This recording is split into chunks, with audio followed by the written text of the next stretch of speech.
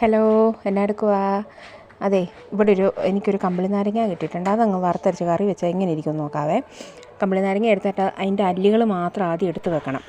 പിന്നെ തേങ്ങ തിരുമ്മണം, ചീനിച്ചട്ടി എടുത്ത് വെക്കുക, തേങ്ങ ഇടുക. ഞാൻ ഒഴിക്കുന്ന സൺഫ്ലവർ ഓയിലാണ്.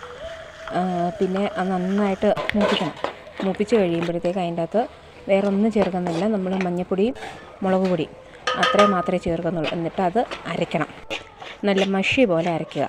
അത് കഴിഞ്ഞ് അത് വേറെ ചീനിച്ചട്ടിക്കൊന്നും പോയില്ല, ഞാൻ ആ ചീനിച്ചട്ടി തന്നെ എടുത്തത്.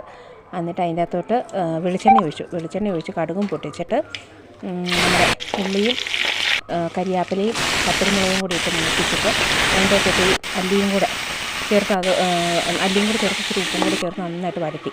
അത് നല്ല വഴണ്ട് നല്ല ഒരു ഇതാകത്തില്ല. അതാകുമ്പോഴത്തേക്ക് നമ്മൾ അരച്ച അരപ്പും ശകലം വെള്ളവും കൂടെ ഒഴിച്ച് അതിൻ്റെ അകത്ത് ആവശ്യത്തിനുള്ള ഈ പുളിയൊക്കെ ബാലൻസ് ചെയ്യാനായിട്ട് പഞ്ചസാര അതും കൂടെ ചേർക്കണം. എന്നിട്ട് ഇത്രയേ ഉള്ളൂ, കൂടുതൽ വെള്ളത്തിലൊന്നും പോരുന്നില്ല. സൂപ്പർ തൊടുകറിയാണ്.